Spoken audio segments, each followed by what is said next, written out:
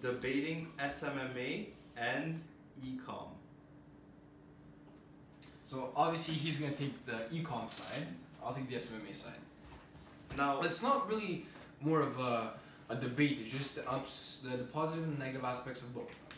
is there actually one that's better than the other?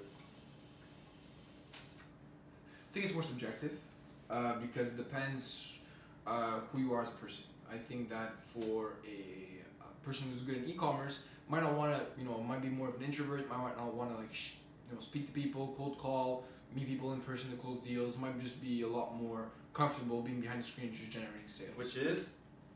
Yourself. Myself. So that's why exactly. he likes e-commerce a lot more. I'm more of a people's person. I like to interact with people. I like to speak to people, and so that's why I like both. But that's why one of the good things about SMMA for myself, because I'm a people's person.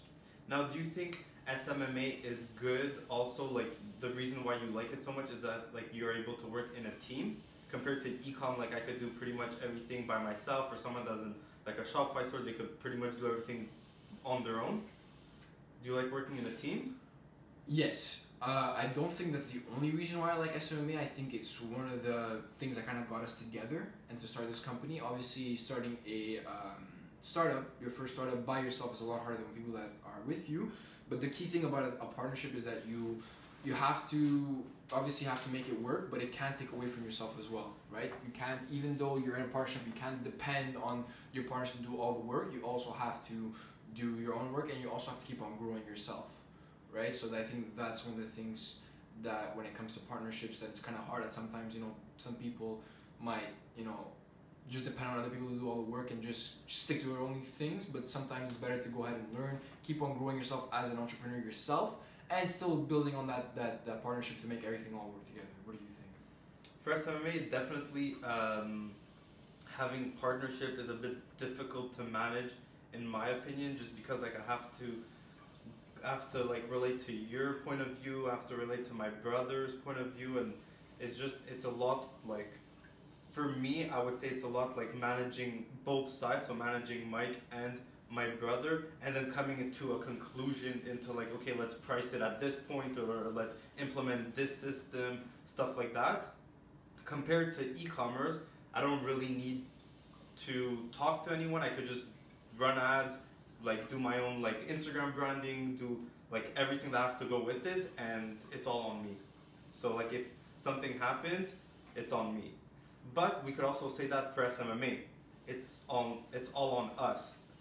But sometimes, are you more willing, let's say if something doesn't work out, let's say we lose a client or something, are you like, Lucien, that was your fault, Simon, Never. That's your fault? Never. Personally, as myself, everything's my fault, because then that keeps me more in control of everything. So if we lose a client, maybe because somebody didn't follow up with them, well, that's my fault for not telling that person to follow up with them or whatever. But are you responsible for everyone? Yeah. You're responsible for me, you're responsible for Lucien. It puts me more in control, right? Okay. So if you don't do something, it's not, oh, Simon, you didn't. It's no, like maybe you should have just reminded him. Maybe you were doing something else. Maybe you might have forgotten about it. That's my place to tell you, and maybe to just remind you that there's a task at hand that we have to take care of. Going back to the thing that it's a one-man show. I don't particularly agree with that, because I think it is better to build a Justice League than to try to be Superman. Yes. Like Jaden said, because he's kind of our mentor for like the past couple of weeks, months. And so it's pretty much putting the people what they're best at in the best position. So let's say for Simon, if he's really good at Facebook ads, I'm not going to throw him in meetings, because Facebook ads is where he brings us the most value, and that's where he's the highest performing. So I might go and throw in his brother, who's not good at Facebook ads, but he's very good at talking with people and making deals happen, right? So I think that even in terms of e-commerce, if you know how to run ads, but you don't know how to create a website, maybe get somebody to create a website for you and keep it updated. If you don't know really how to do the branding for Instagram, maybe hire somebody to do the branding for you. It really comes out to the thing that you need to have that one skill that can make money, and then just build around it with people that are really good at it. That's what I think. I agree. Completely agree. Question for you now. Yeah. So you started e-commerce, you started a marketing agency. Mm-hmm. What are some things that you think work better in e-commerce than in the agency, and vice versa? What are something that you think that works better in the agency than e-commerce in terms of building the business as a whole? Building the business as a whole. I think that for e-commerce, especially for like the e-commerce that I've done, I didn't have to put in place as much of systems that SMMA requires. SMMA requires us to put systems for lead gen, for the CRM, which is the like to put all the notes together and everything. Client relationship management. Yeah, I forgot the name. It's okay. Then there's also systems to put in place when there's like a client onboarding that has to take place. So setting up the pixel, the Facebook ad account, getting the client Facebook admin passwords and back and forth. Like I find that's very complicated compared to e-com, where it's just like just one Facebook ad account, you do it yourself, boom, boom, boom. Everything's already in place, you could say. Yeah, okay, I agree with that. Do you think that dropshipping is dead? Is dropshipping dead? Yes and no, but I'll go most with the no. I'll lean more on the no side, just because last year Shopify like users generated over like 15 last year, so 2016. Okay. Right? So 2 years ago. So 2 years ago, but like we're not counting 2018 because like they still didn't release it. But in 2017 they released about 15 to 16 billion like revenue for Shopify. In 2017 that number doubled. It was in the 30s. I don't remember. I think it was 32 or 33. Cash. So 2018, I would say that probably went up also. So we might have another like maybe like I told you last time, 16 to 18 month window to do drop shipping. And after that, I think the consumer is gonna start knowing that there's all these like China stores and everything that like they could order from. But I still think that the branding of drop shipping is very important, because even if you have a drop shipping store and the branding is on point and like you're selling like the whole lifestyle like around your product, that's always gonna work, and that's always been working. Okay, so yeah, and I agree with that, because the thing is that for people doing dropshipping, it worked at the beginning when dropshipping first started, that let me just throw up a website, a Shopify website, let me just throw up some products and discount all of it and it's gonna sell. People got smarter, people just understood that okay, I can get these products in AliExpress, all these Chinese suppliers that actually takes like a month to ship, right? More, yeah. And so that's one of the reasons why I think that people might think that dropshipping is dead, because the delivery time is so long. But if you could really build a brand, if you could really make it seem that all these products are in-house, and you also tell your clients that maybe it takes 3 to 5 days to process the order, maybe it takes 14 business days to send out the product, whatever it may be. As if you make it seem that it's really your product, and that it's coming from you guys, and it's not you just ripping off people from AliExpress or whatever it may be, then you have a lot more chances of winning and making money and becoming profitable with dropshipping, if you go that extra mile and bring that whole branding side to it. Exactly. I agree with that. What has been the hardest thing about SMMA? The hardest thing, SMMA, I would probably put it more on the sales side, which is generating qualified leads that are able to pay for our services and actually getting them as a client. I feel like we lack maybe a bit of, I don't know what it is yet, we're still trying to figure out, but I think that like acquiring qualified leads and turning them into paying customers for a longer period of like 2-3 months, I think that was a bit of like a stretch for us. Because when we first started, and I'm sure a lot of people that started the SMMA company have run into this, is that when you first started, you don't really know what you're doing. You might have watched a course kind of give you a direction, but you don't have that over-the-shoulder mentorship being like, okay, you can accept these deals, no, don't go for these deals, or only focus on a certain niche. And when you don't focus on a certain niche, which we didn't do, we were just we're taking on restaurants, personal trainers. We were taking on like clients that we told them, okay, you come with us and we'll pay for free, but if you refer us 3 people, like we were trying a bunch of different stuff, and it was okay because we were just starting, right? Yeah. And the problem was that we didn't really know what formula works and how we can actually make money in the long term. And we're at month 5 or 6, like we're making money, but it's not what we envision after 6 months. And I think that we did hit a peak, but that peak 100%. like went down very fast. Very fast, and you're talking about like mid 5 figures in a month, and you're like, wow, all this is good. But with everybody's in different niches, it's like you have to find a winning formula to get results for restaurants. You have to get a winning formula to get maybe furniture stores, personal trainers, artists. We had we had clients all across the board, and it made it hard for us to scale and to fulfill in a timely manner. So that's when we kind of took a step back and said, okay, this is a little harder than we think. It's not just about closing the deal, but it's also about fulfilling and making it the whole thing systemized, which you can scale later on. I think that was one of the problems. Yeah. And now we kind of were able to get into one niche and focus on just these people and qualifying the right prospect that we want. Yeah.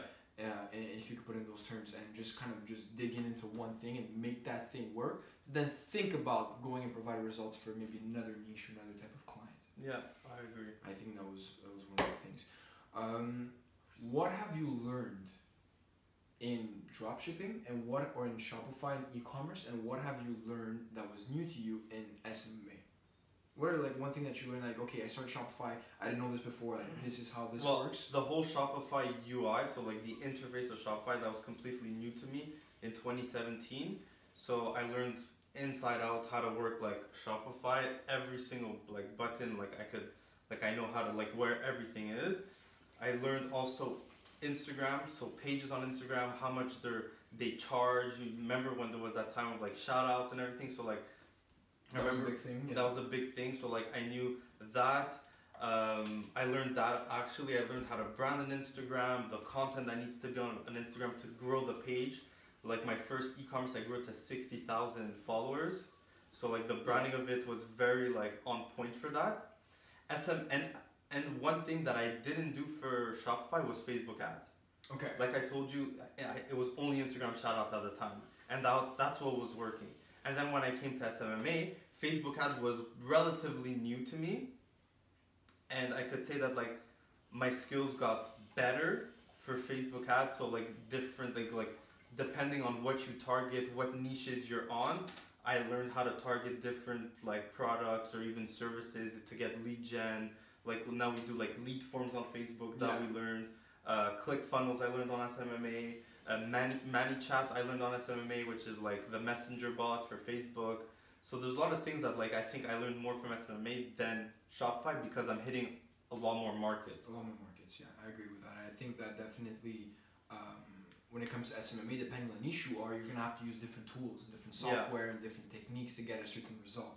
And I think that for Shopify, once you because the way we were going about it, we were going on all different things. We were going on different niches. But for Shopify, if you're really good at maybe selling, iPhone cases, then you need to use this app, you need to use this software, maybe this email technique, and it just kind of just stays the same. But definitely, SMA, we were in front of a lot more things, and it's kind of cool that you were in the time where Instagram shots were really hot, and that's where you made all your money. And then I was in the time where I tried to do everything through Facebook ads, and that's how kind of we were able to kind of interconnect and exchange value, where he was able to tell me exactly how Instagram shoutouts worked, and I was able to help him with Facebook ads, and those are kind of the two things that we're now helping each other with.